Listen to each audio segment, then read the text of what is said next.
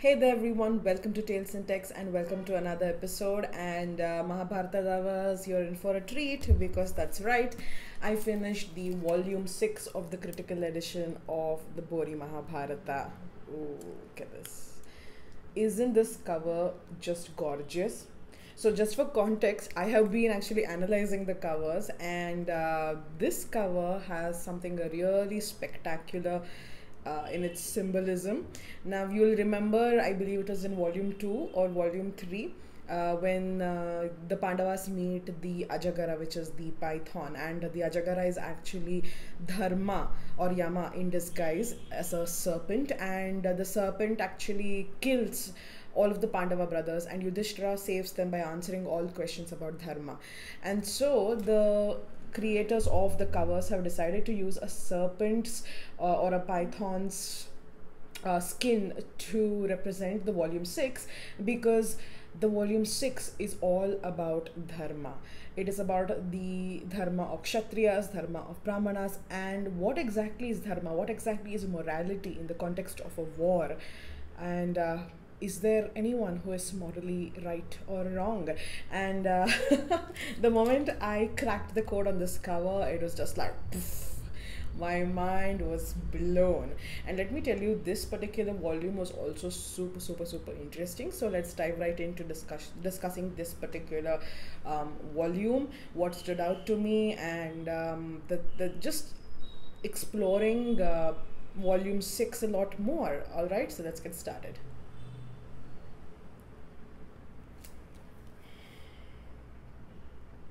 So volume 5 ended on day 12 of the Kurukshetra war, and Bhishma had already fallen.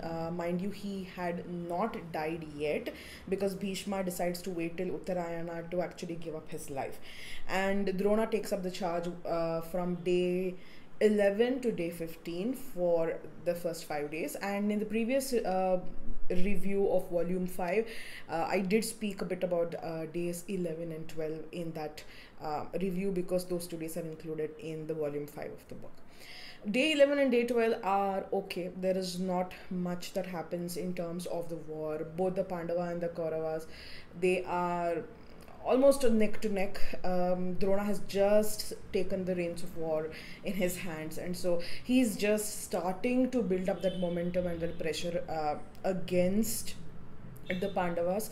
And we leave it at a place where Duryodhana basically he instigates Drona into becoming vicious, where he says, you have always loved your students, especially Arjuna, your most favorite student, and so you are deliberately throwing the war just like Bhishma did for them. And so we leave Drona with a feeling really upset, because unlike Bhishma, who loved both sets of the grandsons equally, and for him it was more of a family matter more than anything else, for Drona it was the issue of a dependent on a master. And although he really cared about Arjuna, he loved Arjuna, and he cared about the Pandavas, for Drona, the more important thing than being a good teacher to a student was being a good dependent to a master. That is, he wanted to repay the debt that he had earned by basically eating the salt of Dhritarashtra's table. He wanted to repay the debt of having been given the opportunity to train such illustrious Kshatriya families by making sure that Duryodhana won in his war. So for Drona, that is the main crux, that is the driving force for him in this particular war, and that's where we leave him at the end of volume 5. We start volume 6 with Drona in this particular mindset, where he's like, it's do or die. I'm going to do anything to make sure that my master, my king, is pleased with me, and he knows that I am all in. I don't care about my feelings for my student. I don't care about the past. For me, it's all about making sure that my prince Duryodhana wins this war. So that's where we start off with the volume 6, and let me tell you, that sets the tone for the entirety of the book in terms of how Drona acts towards the Pandavas. He is particularly savage, he's particularly vicious, and it is actually frightening. And it is what makes it even more frightening, apart from the lack of compassion that he has, is the fact or that he is actually a master strategist. He is a his expertise in warcraft exceeds that of anybody else. Even Bhishma cannot touch him in terms of the expertise that he brings in terms of how to strategize for the war, how to construct the vyuhas, and how to identify the vulnerabilities of the enemy and strike right there so that they can be incapacitated for good. So this makes him really, really dangerous, but his absolute lack of compassion, because he doesn't really care who he attacks, whether it's, at the beginning of the war, if you will remember, if you watch the volume 5 review, where both the parties will have actually set up a number of rules that that warriors of the same level can battle each other, but not the ones below. So for example, Arjuna can battle a warrior of his standing, such as Duryodhana or Duryodhana's brothers, but Arjuna cannot use his astras against the common soldiers.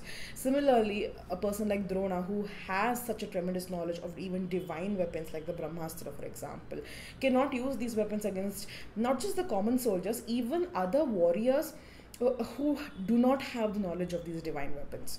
So not everyone, even within the heroes or the hero class, you could say, even they didn't have the knowledge of many of these weapons. There were only select people like Karna and Arjuna, and very, very select people who knew how to call upon certain divine weapons because their teachers had passed on these secret knowledge to them. So Drona breaks these rules relentlessly, and if there's only one consistent thing about Drona, is that he doesn't give a damn about the rules. He doesn't give a shit about the rules. He keeps breaking those rules that he himself helped set up just 12 days before the war. I mean, before day 13? Yeah, day 13. Yeah. So that makes him absolutely frightening. And with this said, let's dive into a chapter by chapter analysis, because I found that doing a chapter by chapter analysis actually helps me remember a lot of points that I want to share with you, and ensures that I do justice to reviewing this book. So we start off, like I mentioned, with this particular mindset of Drona's, with this particular lack of compassion and the very dangerous place that he is in and the kind of danger that he poses to the Pandavas. And we start off right with the Abhimanyu Vada Parva. Now Abhimanyu, as you know, is Arjuna and Subhadra's son. Subhadra is Krishna's youngest sister.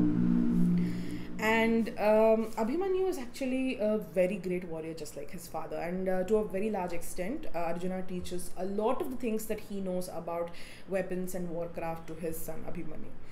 And it is then that that Drona decides to use a particular vyuha. Now I know in popular renderings and retellings of the epic, this particular vyuha is termed as the Chakra vyuha. But it isn't technically a chakra vyuha, because there is a much more detailed explanation in terms of how this particular vyuha is actually a combination of 4 or 5 different vyuhas.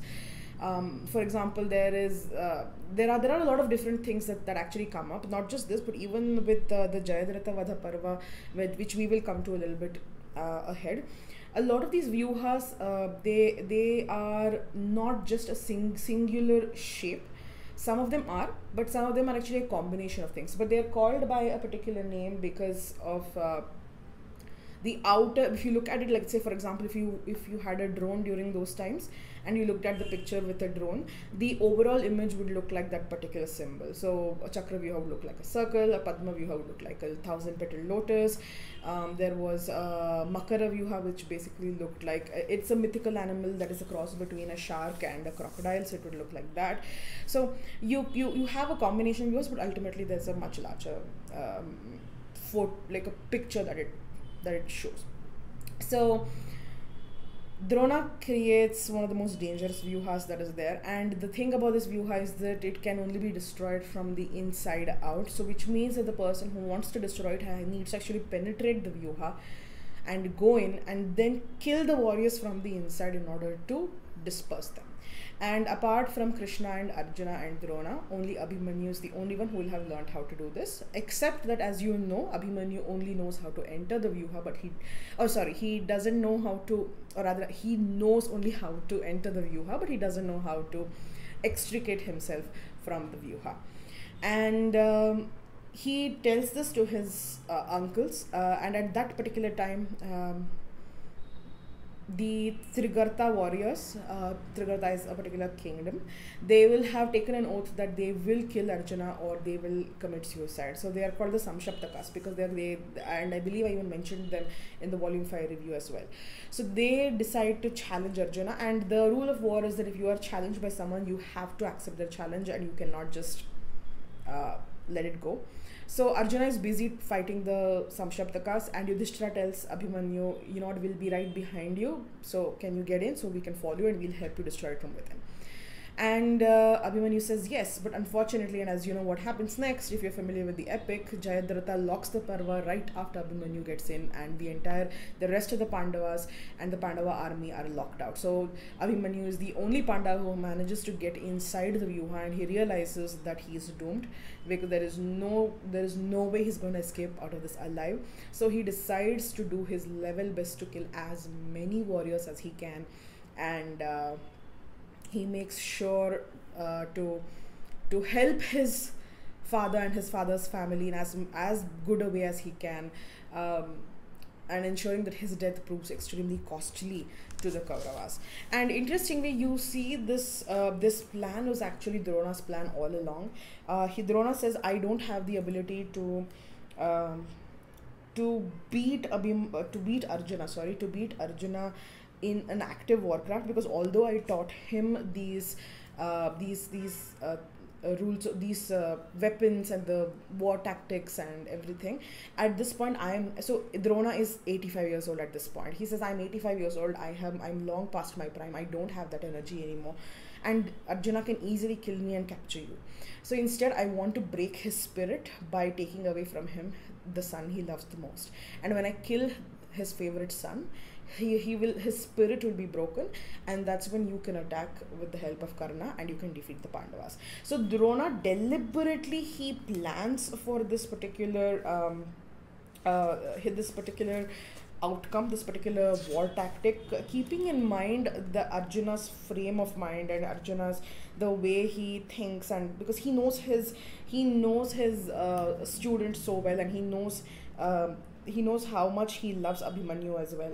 So when this happens and Abhimanyu is locked inside, there are 6 people who actually attack Abhimanyu when he is without a chariot, when he's without weapons and he's unarmed, and they attack him even from the back, which is a big no-no in not just the warcraft and wartime rules of the Mahabharata, but even today in a lot of the martial arts and physical defense sort of showcases that you have. In all of these where one component is versus against another, you cannot attack them from the back, because that is considered unwarrior like, that's considered wrong, and rightly so. So there are 6 people who attack Abhimanyu when he's unarmed and when he is from the back as well, and that includes Drona himself, Ashwathama, Kripa, Kritavarma, Brihadbala, and then Karna. So all of them attack him and completely incapacitate him, and then finally Dushasana's son beheads him and kills him.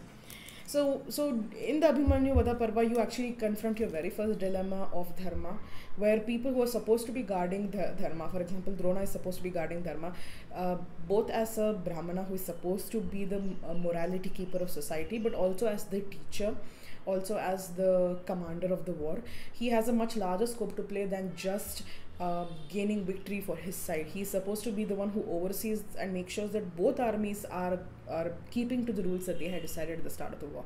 So you see, already Dharma is broken, already things have become immoral in a way by the brutal slaying of Abhimanyu in a very horrid manner. And when Arjuna finds out, we actually come to the Pratignya Parva, where Arjuna finds out that Abhimanyu is dead, Abhimanyu has been killed, and he decides that he takes an oath saying that if by tomorrow by sundown, if I do not kill Jayadratha, then I will kill myself. So he takes this oath, and he touches water, and touching water has a very, very strong significance, because whenever people want to invoke divine weapons, or whenever they want to bless or curse, or whenever they're taking a life-altering oath, touching water is one of the most important and most potent tasks that you can do. So he takes an oath saying that if I don't kill him by sundown tomorrow, then I will commit suicide. Interestingly, I find about this, especially about the Pratignya Parva, about Abhimanyu Vadha Parva, and also about the following Jayadratha Vadha Parva that actually comes up next. Jayadratha was only instrumental in locking the Vyuha behind Abhimanyu. Jayadratha actually, very technically speaking, Jayadratha did not did not actually lay a finger on Abhimanyu.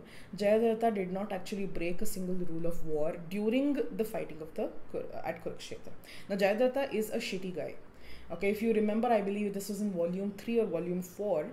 Jayadratha actually abducts Draupadi because he desires her and he wants to sexually assault her. So he abducts Draupadi, and then the Pandavas actually chase him down, and then they shave his head and they save Draupadi. But they let him live because he's Dushala, that is Duryodhana's younger sister's husband. So through cousin's relationship, he is also their in-law. So they let him live. So Jayadratha is a shitty man. That is there. But in just the context of the war, of these so far 13 days of the war, Jayadratha has actually not broken any rules per se. Just like for example, how Drona and Kripa, Kritavarma, Ashwathama, Brihadbala and Karna, they all break the rules by killing Abhimanyu from the back, by incapacitating him, by making sure he doesn't have any weapons, and making it easy for Dushasana's son to behead him. So Jayadratha doesn't do any of that, and yet Arjuna has, in a very strange way, Arjuna doesn't allow himself to feel anger and hatred for his teacher. He doesn't allow himself to feel anger and hatred for his cousin, or even for Karna, whom he actually really hates. But he lets his anger and hatred fall on Jayadratha, who was only instrumental in making the other warriors not enter the Vyuha. But technically, if you think about it from a human perspective, you would feel that yes, if Jayadratha was not there, then the other Pandavas would have entered and Abhimanyu need not have died. So obviously the ire and that anger and the hate is justified. But if you think about it, Jayadratha was only being a dutiful soldier in an army. He was following what his commander had instructed him to do, and he performed the job according to the wishes of the commander, which was perfectly right. And yet you see Arjuna feeling extremely angry towards Jayadratha. So here we come across our second account of whether it is right or wrong. Was Arjuna's anger at Jayadratha justified? Shouldn't he have actually had his anger, had his hatred, and focused on defeating and killing Drona, defeating and killing even Karna, right? Shouldn't he have focused on defeating and killing Ashwathama or Kripa or Brihadbala or anybody else? Why didn't he do that? Why did he only focus on Jayadratha? And was this hate of Jayadratha in that particular moment justified? Then we have the Jayadratha Vada Parva, which is one of the largest sections in this book. And the Jayadratha Vada Parva is, let me tell you, it's also the section which has a lot of battle scenes. The number of battle scenes in this particular section is actually very fatiguing. In volume 5, I never felt that fatigue when I was reading the war descriptions per se. And mainly that was because although Bhishma was a very powerful warrior, and he's marketed as someone who is a very destructive warrior also. Bhishma's days as commander in battle weren't this long, and they weren't this savage and brutal. There wasn't needless usage of weapons. There wasn't needless violence. If someone was about to be killed, they were just instantly beheaded, or they were killed in another way. Basically, it was like a no fuss kind of a death. Bhishma himself, he had taken a vow to kill 1,000 warriors per day, but he would restrict his weapons to non-foot soldier kind of warrior. So he would leave the infantry people alone because he was a man of his word in that way. When Drona takes over the commandership, you can see a drastic change in the way the warriors actually use their weapons. There is an unnecessary amount of violence, unnecessary amount of torture. It's as if a predator is playing with the prey, and there is the battle scenes are needlessly drawn out long. The goal is not to just defeat or kill the enemy and move on. The goal during these 3 days, 13, 14 and 15, is to inflict as much physical and emotional pain as you can on the opposing party. Death is the last kind of a thought in their mind. So there's a lot of descriptions on the different kind of weapons, different kind of arrows that are used. Some of those arrows are, for example, barbed arrows, spiked arrows, poison tipped arrows, all of which don't kill, but they maim and then they hurt and they cause a lot of pain to the other party. So the goal again is not as much to kill as it is to inflict as much pain and as much injury on the other party as possible. So this entire Jayadratha Parva, you see a lot of people are killed. Yes, the amount of number of warriors that are killed is also very high. I think one of the highest counts you see in this particular Parva, which is basically day 14. But you also see a lot of violence. It's just too much. It's like almost 300 pages of violence. So it is fatiguing to read. There were times when I myself was confused, like, because I used to think, like, you remember I told you in the last books review, the volume 5 review, that I am actually tracking the warriors who are battling each other and who are dead. I mark it with the red X. So I saw a lot of mistakes where some people who were killed in the past, they've suddenly kind of resurrected for some reason. People who were killed in the earlier days, such as day 3 and day 4, suddenly have manifested again on day 14. And it's just a very confusing experience in terms of what actually is happening.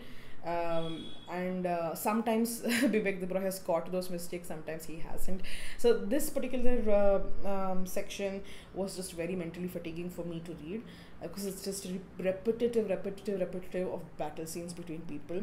In particular, although we start out with Arjuna versus Jayadratha, or rather trying to reach Jayadratha. And let me tell you, the Vyuha for this day is also one of the most complicated Vyuhas. There is he's located at the tip of a needle. There's a needle Vyuha which is covered by a wagon, which is covered by something else. So like some 5-6 Vyuhas merged together. Drona constructs such a difficult to enter Vyuha. It is mind-boggling. I could not even visualize how this Vyuha must have looked like. So that talks to you about how much of a master strategist he is in terms of warcraft, right? Interestingly, just as a side note, in the Pratigna Parva, when Arjuna takes this particular oath, he and Krishna meditate, and then they actually go meet Lord Shiva, God Shiva, in a meditative sort of astral projection sort of a way. There is a supreme and eternal weapon named Pashupata. With this, the great god Maheshwara killed all the Daityas in battle.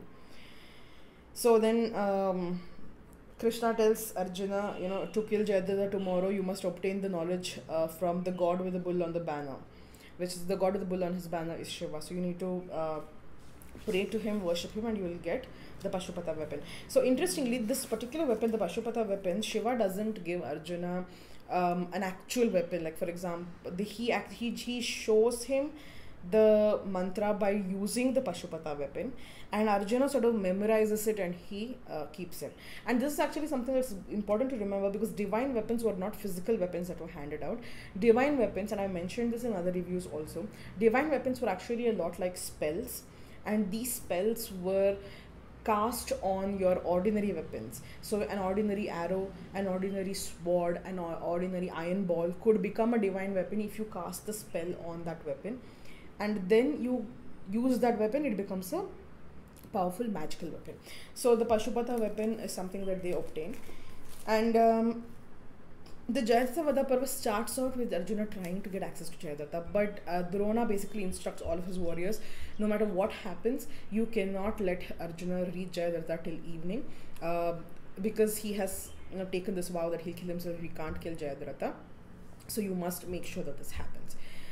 So a lot of battles happen, and in particular, one warrior from the Pandava side who is highlighted at this particular juncture is Satyaki. Satyaki is also from the Vrishni lineage, that is from Krishna's community. And Satyaki's battles with the Kaurava army are like one of the biggest chunks of this particular Parva, Jayadratha Parva. You see Satyaki in action for almost 100 pages or more. And initially, it was really interesting to read about him, because he was basically a non-existent character till then. Even though 30 13 days of the war had passed, Satyaki's name was barely mentioned in those first 13 days. And suddenly on day 14, he becomes a hero. And from day 14 onwards, he has continued to be in the limelight every single day. So it's very interesting to read about him. But after a point, like I mentioned, just as with the other warriors, the battle scenes become very fatiguing because it becomes very repetitive. Now, after Satyaki's battle, you have battles between Bhima and Karna in particular, and also Bhima with other Kaurava warriors, and that again is really long. In this particular section, we also see Karna. He taunts Bhima and he lets him go. Because if you remember, Bhima would have Karna would have promised Kunti that he will not kill any of her sons except for Arjuna, so that by the end of the war she'll still have 5 sons left, either Arjuna or Karna. And so although he is able to defeat Bhima and he can actually genuinely kill him at this particular stage, Karna chooses to let him go because he wants to honor the promise that he's made to his mother. The day is almost coming to an end, and Arjuna has still not killed Jayadratha. But just before he reaches Jayadratha, Arjuna is once again blocked by BORI, who is Somadatta's son. Now, Somadatta, I believe, is Shantanu's older brother, one of his older brothers. Like I think Bahalika and Somadatta are Shantanu's older brother. So that makes them sort of cousin / uncle-nephew relationship between the Pandava Kauravas and BORI. And BORI tries to intervene with Arjuna, but Satyaki decides to take him on. So he and Satyaki are fighting with each other. So BORI and Satyaki are fighting. BORI is able to defeat Satyaki and even drag him by the head and kick him on the floor, and there's a lot of physical battle that goes on. And Arjuna sees this and he wants to save his friend. So although he knows that it is wrong, from behind BORI back, he severs BORI both arms. And everyone is stunned. And this brings us to another morality question, a question about Dharma. The Pandavas, especially Arjuna, is supposed to be Dharma incarnate. I know Yudhishthira is called Dharma, but essentially all the 5 Pandava brothers collectively are supposed to be followers of Dharma. They're supposed to be the morally right ones. They're supposed to be the ones who we are supposed to root for and cheer for and hope that they win. But we see that Arjuna breaks this Dharma by attacking BORI from behind and severing his arms when he is engaged in battle with somebody else. So it makes you wonder, is this really a hero? Is this really the kind of person that one must respect? And when this happens, BORI decides to basically sit down and fast unto death. Bibek Debroy uses the word prayopavesham I believe that is the word, please correct me if I'm wrong, to describe this process where basically you leave all desires, you let go of the materialistic life, you say I don't want to participate in life anymore, and you sit down in meditation and you fast unto death. And according to Dharma, when someone sits for such a meditation and decides to fast unto death, you're supposed to let them do that, and you're not supposed to raise your arms or raise your weapons against them. But Satyaki uses that opportunity to run from behind and sever BORI head from behind. So again, that brings one more Dharma related question, morality related question to us. Did Satyaki do the right thing? So now we have 2 people from the Pandava side, not the Kaurava side, mind you. We have 2 people from the Pandava side who break Dharma. By one, which is Arjuna, attacking BORI, although it was not his battle, and attacking him from behind and incapacitating him, which directly resulted in putting him in a place that resulted in his death. And Satyaki deciding to break that very vital rule of not attacking people who are just innocent bystanders who have decided not to harm you or hurt you. So we see these 2 things happening, but we are not at the end of our Dharmic Dilemmas, as I like to call them. Because after this happens, and after BORI is beheaded and he's killed wrongfully by both Arjuna and Satyaki, we just have about a few minutes left till sundown. And Arjuna and Krishna, more importantly, is at his wit's end because he doesn't want his friend to commit suicide. He doesn't want his friend to die. And he's like, you know what? I'm going to go directly to Jayadratha now. I don't care who attacks us, just bear with it because we don't have time to waste and we have to fight Jayadratha right now. And as he's driving the chariot towards Jayadratha, Krishna tells Arjuna, look, there is a particular thing you need to remember about Jayadratha.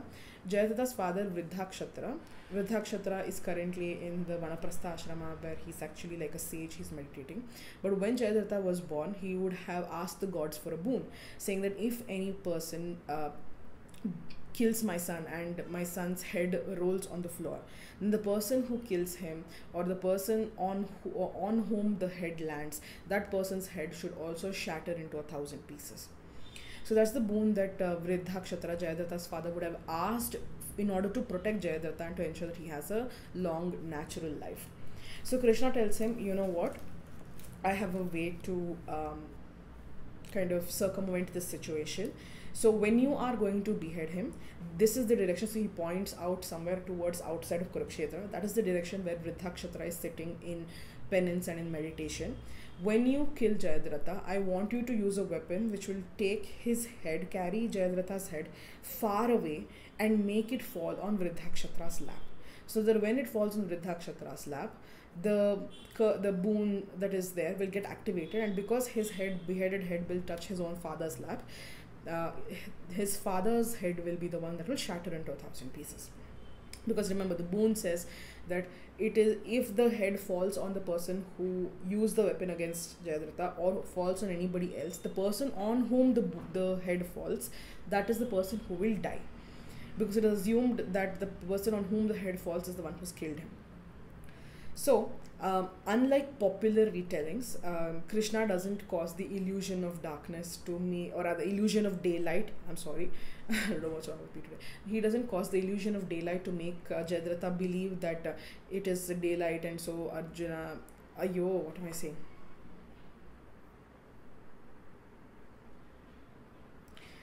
So unlike popular retellings, Krishna doesn't create an illusion of darkness and doesn't make Jayadratha wrongfully believe that it's already the sun has set, and therefore Arjuna's pledge is incomplete, and so he has to kill himself. So that retelling is from some other regional narratives. In the BORI critical edition, we see that the crux, the final crux which prevents, or rather which creates a challenge for Arjuna in order to kill Jayadratha, is this particular boon that Vridhakshatara will have asked for his son. So once Krishna gives Arjuna this particular idea, he decides to use that, and he ultimately uses a divine weapon onto a particular type of arrow, and he beheads Jayadratha.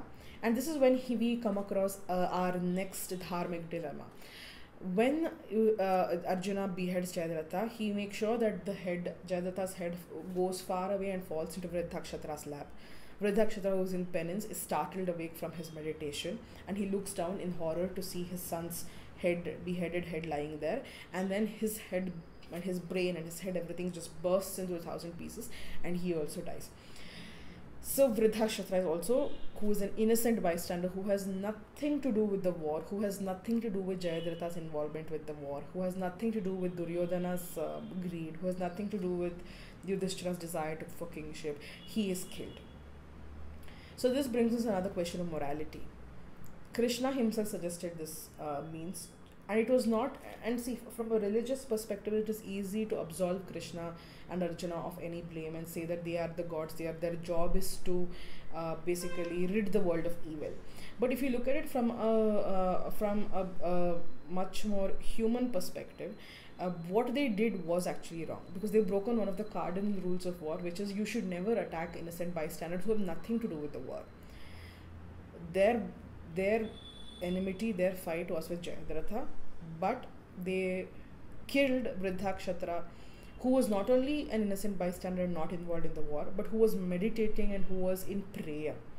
We see, I believe this is in Hamlet as well, where Hamlet decides not to kill his uncle because he's in prayer at that time, and he thinks that a man's relationship with God is something that should be pure, that cannot be tainted with these human fights, and when someone is in prayer, you should not actually attack them, because that is their most sacred time with God.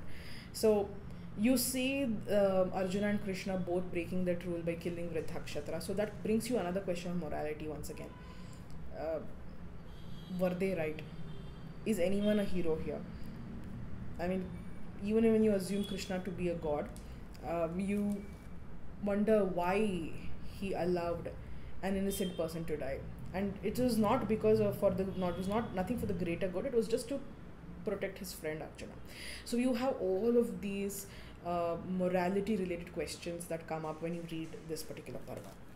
Now, after the Jayadratha Vada Parva, we have the Ghatotkacha Vada Parva, which is actually a continuation of day 14. So Abhimanyu dies on day 13. The Pratignya Parva takes place overnight between day 13, night 13 and day 14. Day 14 is when Jayadratha is killed, that is by the evening. Night 14, as per the conventions of war, technically they're all supposed to go back to bed, they're supposed to rest, they're supposed to heal the injured, or rather give care and healing for the injured warriors.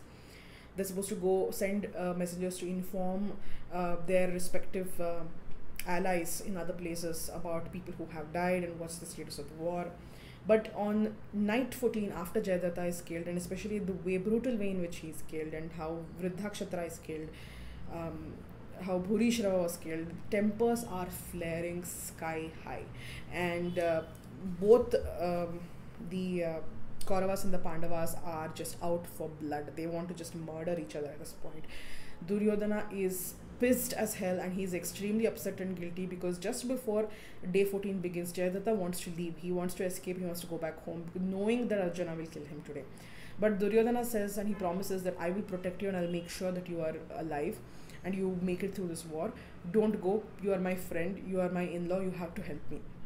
And Jayadratha stays back because of that. So Duryodhana feels intense guilt at having given his vow and not being able to protect Jayadratha.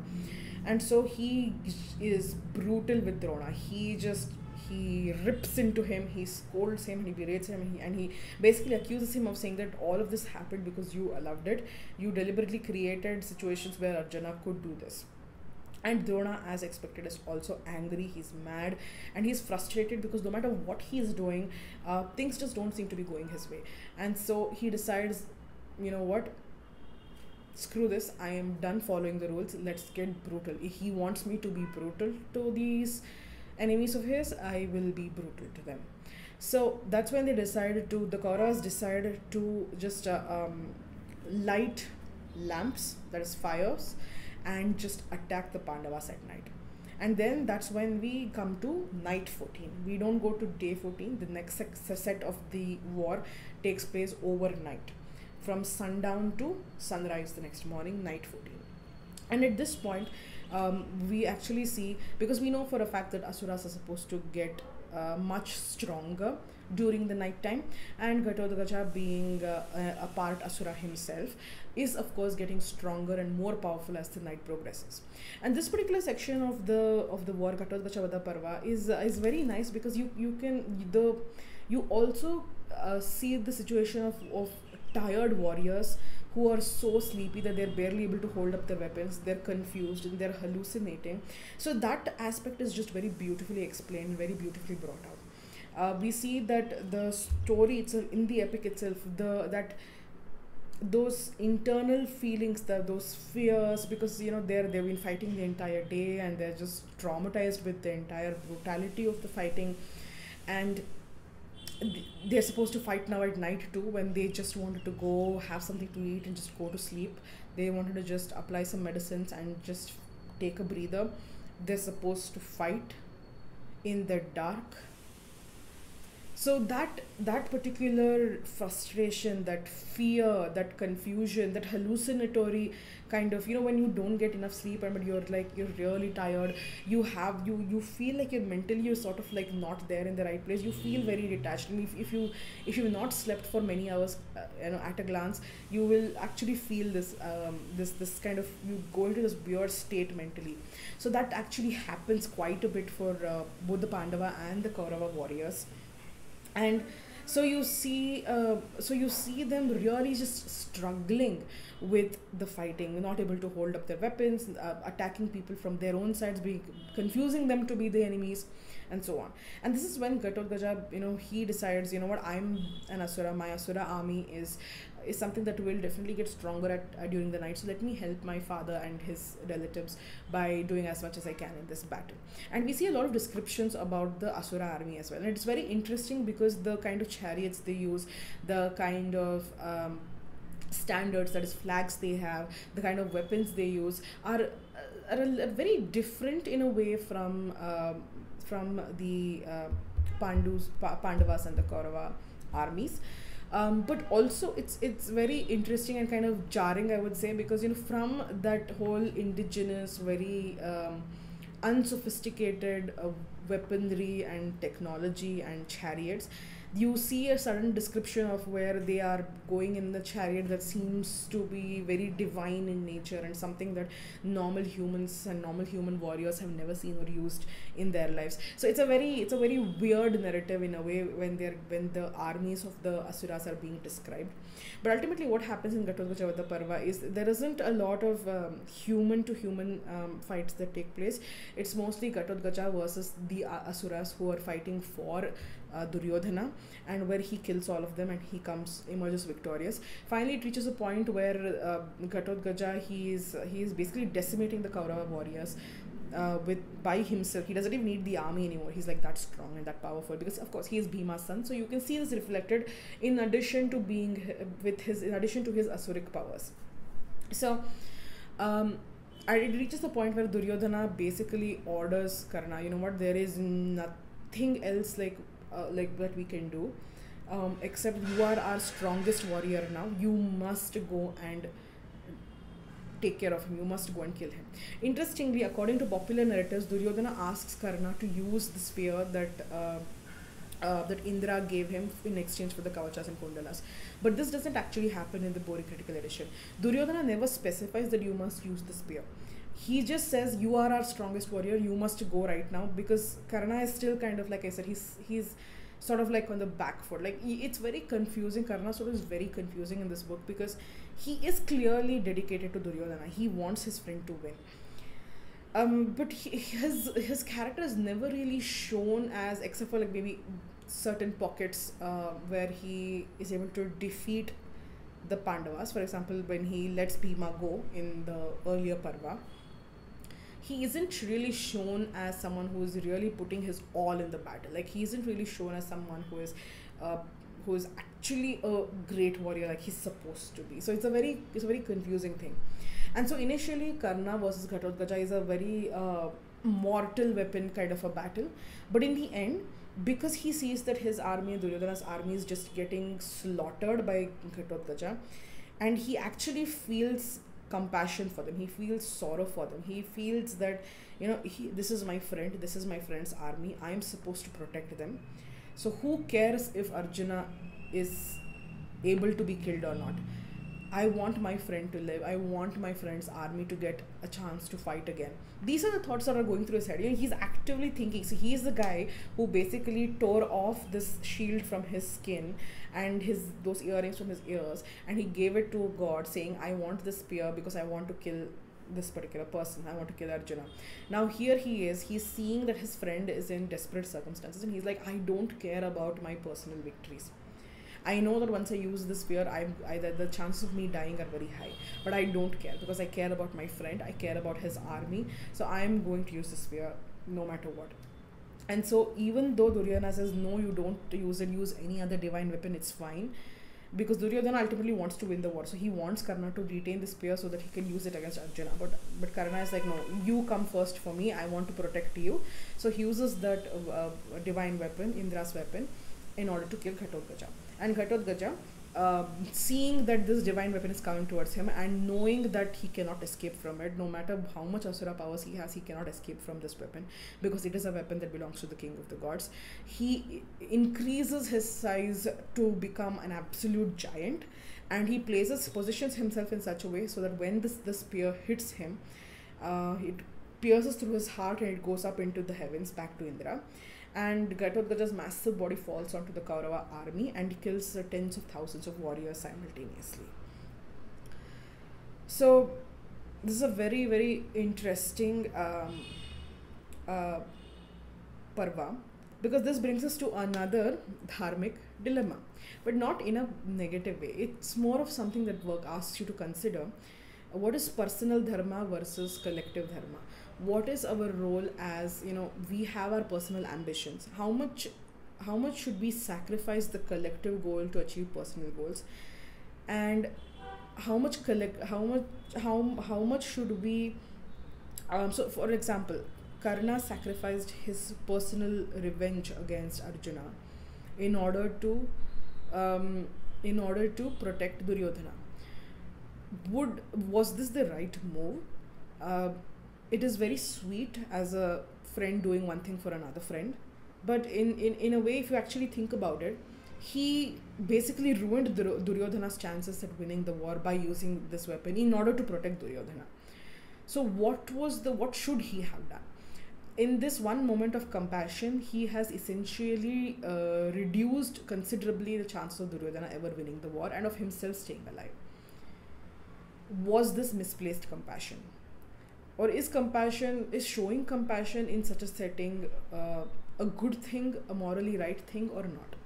Or are we being too harsh by thinking only in terms of larger victories, such as victory for land, victory for money?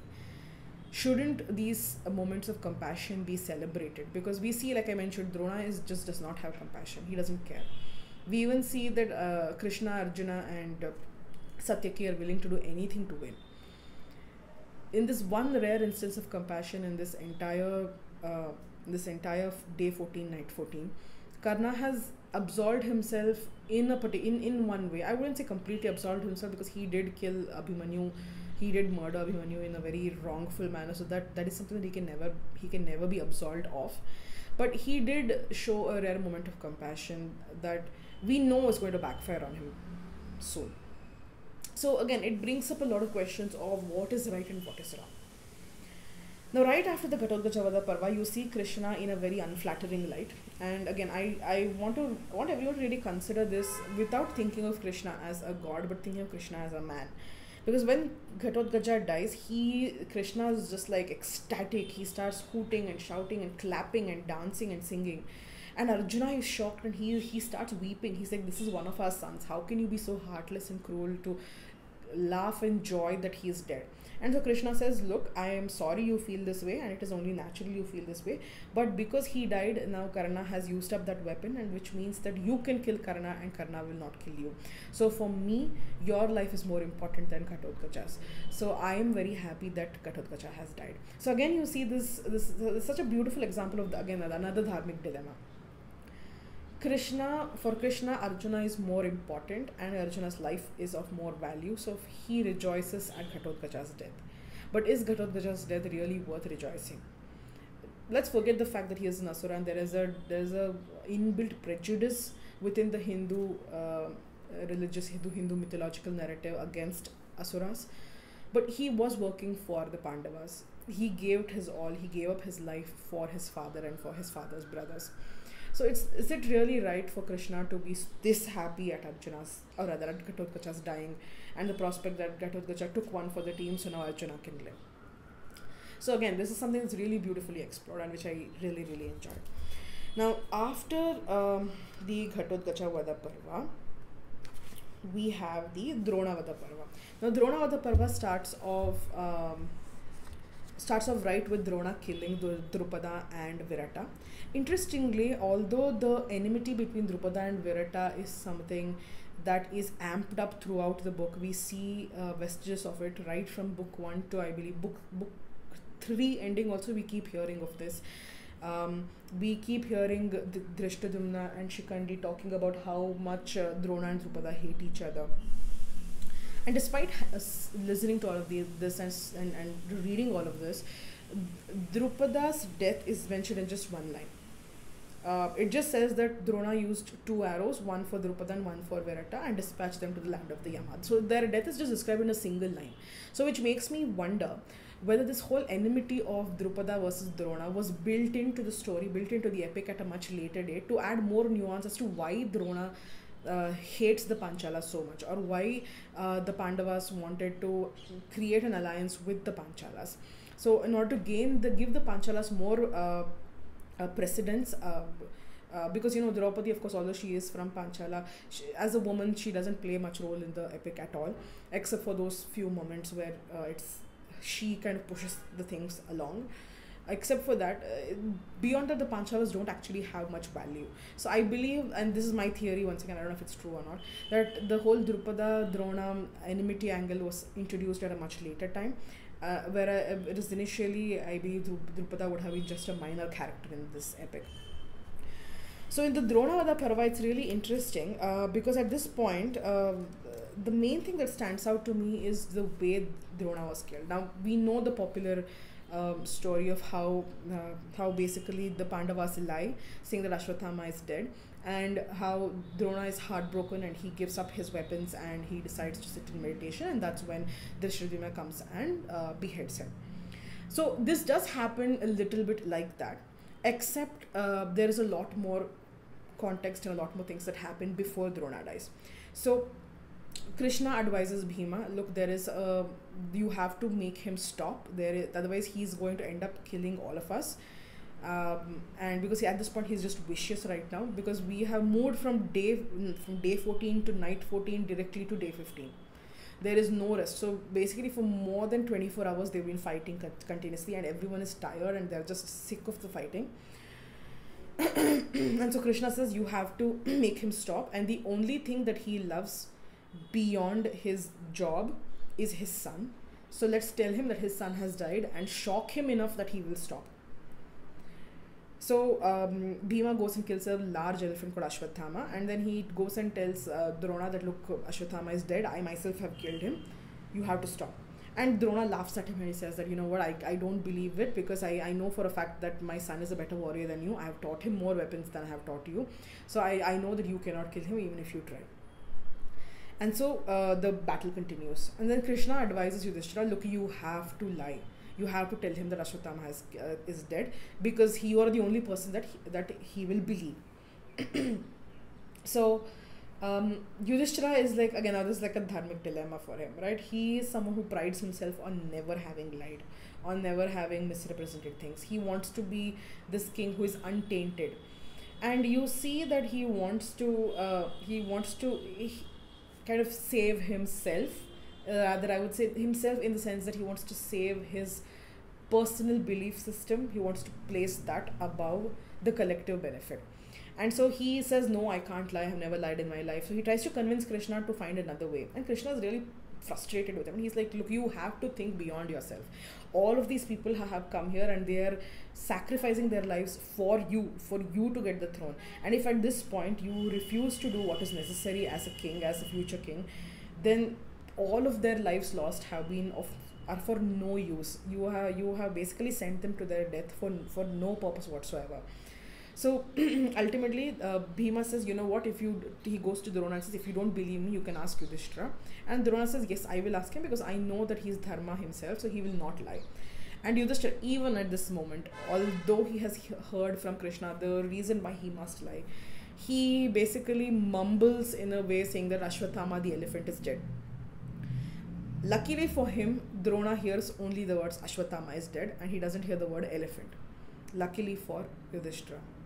And at this point, you really feel frustrated with Yudhishthira, because irrespective of what all has happened so far, like, with Krishna laughing at Ghatotkacha's death and telling Arjuna to kill Vritakshatra too, all those things aside, he is right when he says, you have to take these decisions, hard decisions. You have to sacrifice your personal value systems in order for the collective good. And Yudhishthira doesn't listen. And it is very frustrating. And you are the dharmic dilemma, right? Personal dharma, personal value systems versus collective value systems. And should a person who is this selfish, because this does show Yudhishthira in a very selfish light, personal value systems, he's placing his personal belief systems much higher than the collective welfare. So should such a person be placed on the throne? How does this make him any different from what Duryodhana is doing? Duryodhana too is sending millions to their death because of his greed for the kingdom. Yudhishthira is willing to send millions to their death because he wants to be not called a liar. So they're basically the same at this point. So this is again another dharmic issue that actually pops up. That's very interesting. But ultimately, what happens is, even after listening from Yudhishthira, Drona is extremely upset and he's heartbroken. But then he decides, you know what? I have come this far. I am committed to making sure that my prince wins. So I know my son is dead. So I'm going to make sure that his death doesn't go in vain, and I will kill the Pandavas. So up until now, he's been determined only to capture the Pandavas. Now he's like, I'm going to kill them because they've killed my son. But I'm not going to stop fighting. And so he continues to fight even after hearing this from Yudhishthira. And it is at this particular time when even it's like the heavens decide, you know what, it's enough. And so the gods and ancient sages, they kind of, again, this particular part isn't very humany. This feels more like, again, and sort of like an astral projection or some sort of a spirit human encounter, something. It seems like a very divine kind of a thing.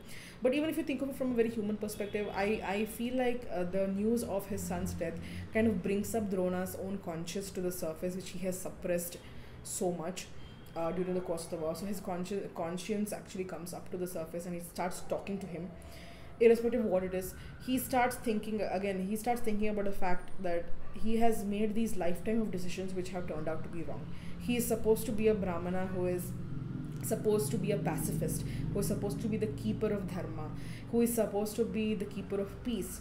And yet here he is, taking up weapons, acting like a Kshatriya, and killing thousands and millions of people and sending them to their death. For what? In order to justify the greed of his employer. So you see at this one final moment of Drona's life, he confronts himself, he confronts his lifetime of decisions, and he actually regrets his choice in continuing to work for Dhritarashtra and Duryodhana after the training of the students had been completed. And that is what makes him give up his weapons.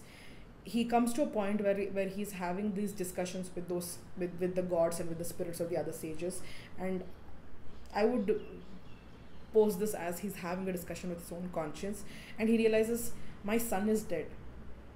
Okay, I mean, what's the point of fighting anymore? It's not like he would get to enjoy the kingdom with Duryodhana anyways, and I am the one who led him to his death by continuing to be a participant in these petty squabbles between two sets of cousins. And that sense of regret is what makes Drona put down his weapons and stop the war. And when he does that, Arjuna tells everyone, let's not attack him, let's just capture him and take him. We can put him in prison later, but let's just capture him and not hurt him. But the Shrimna doesn't listen. He jumps onto Drona's chariot and beheads him while Drona is meditating. Once again, similar to Bhurishrava's Satiki Bhurishrava death. Again, the same thing of Drona decides to give up his weapons, Drona decides to fast unto death, and we see Drishadimna killing him. Again, the Dharmic Dilemma continues. Then this brings us, after Drona dies, this brings us to, I would say, the most vicious part of the entire volume 6, which is the Narayana Astra Moksha Parva. Ashwathama comes to know of his father's death, of the way Yudhishthira lied and how Drishtadyumna killed Drona, and he is pissed off. He is so angry.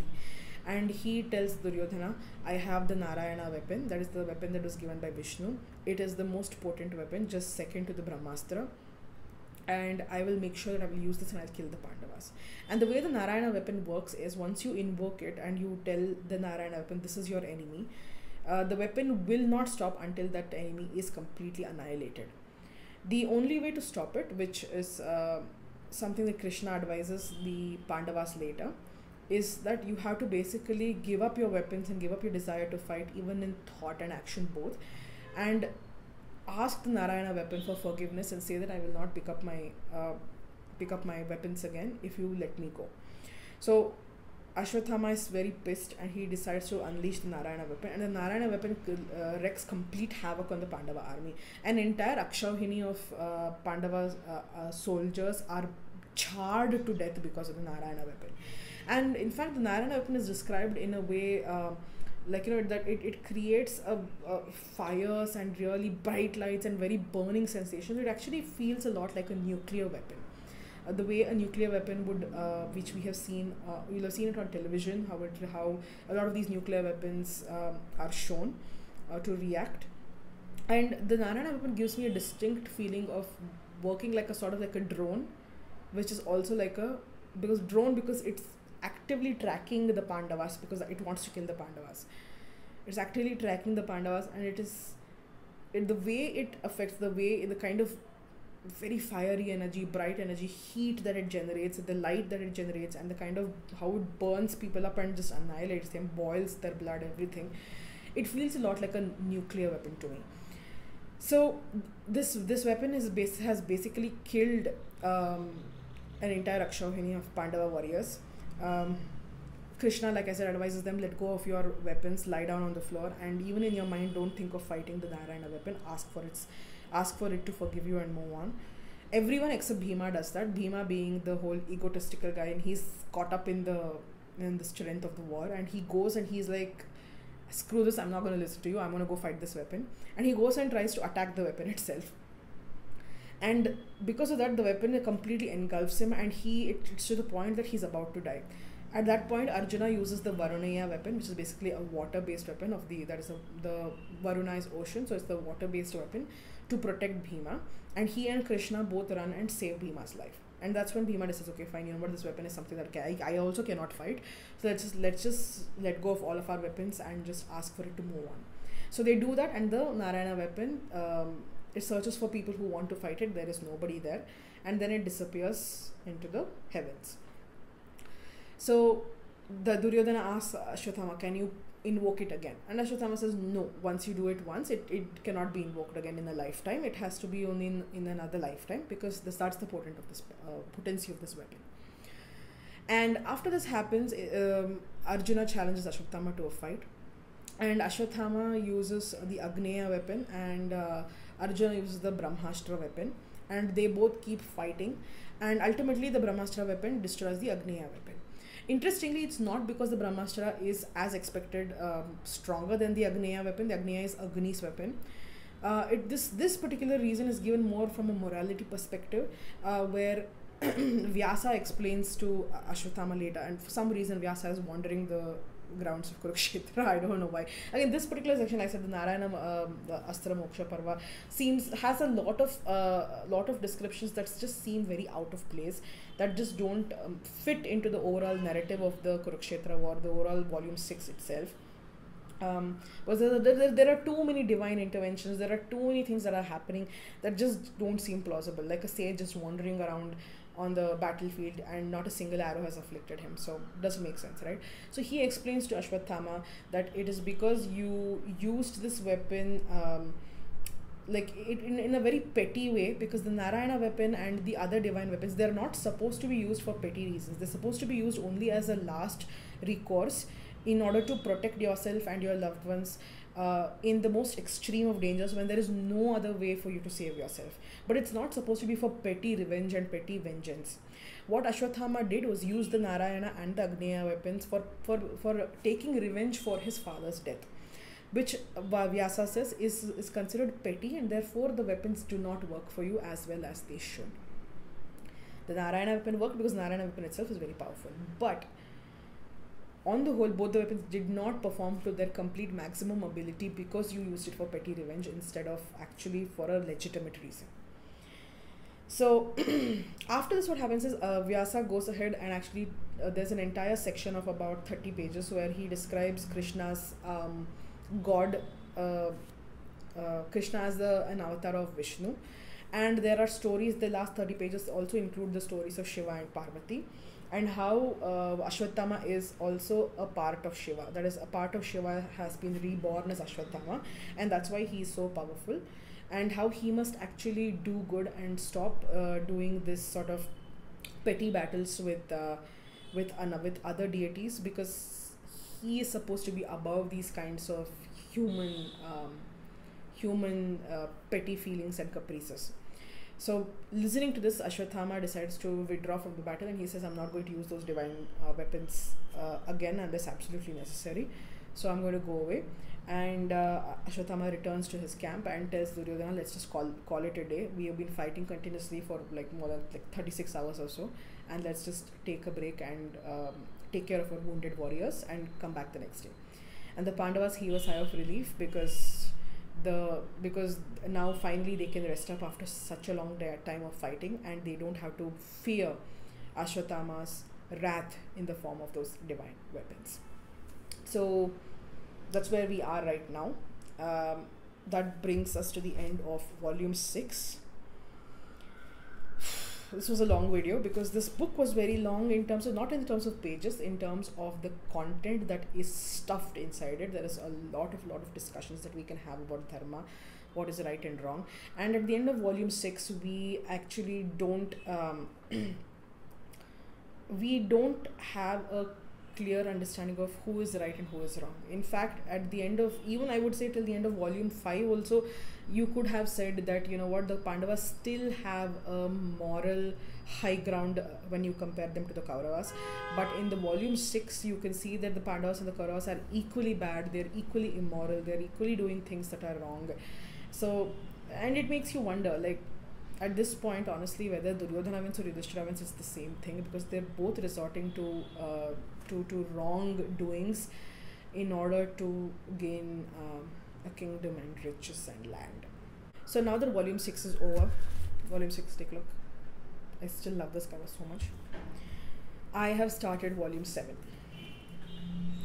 Volume 7 is the last 3 days of the war, day 16, 17 and 18. I'm in the Karnavadha Parva, also called Karna Parva, when Karna finally assumes his commandership. He is the commander of the army, and he's the commander, I believe, for 2 days, day 16 and day 17. On day 18, once he's dead, Shalya takes over, and after Shalya is dead, we see Duryodhana hiding in the lake, and the Gada Yuddha taking place, and the war finally ending with Duryodhana's death. So I have started, like as you can see, I have started this book. Karna has officially been instated, and we are beginning the war on day 16. Alright, so this brings me to the end of this video. I don't think I should take up any more of your time. It's been pretty long. Lots of things are happening, and it leaves one dejected. So I will finish volume 7, and I will meet you again with another book review, and then we'll discuss the war in its entirety. And then the post-war. Alright, if you watched it with me so far, thank you so much for watching, and I will see you next time on Tales and Texts. Have a wonderful day. Bye-bye.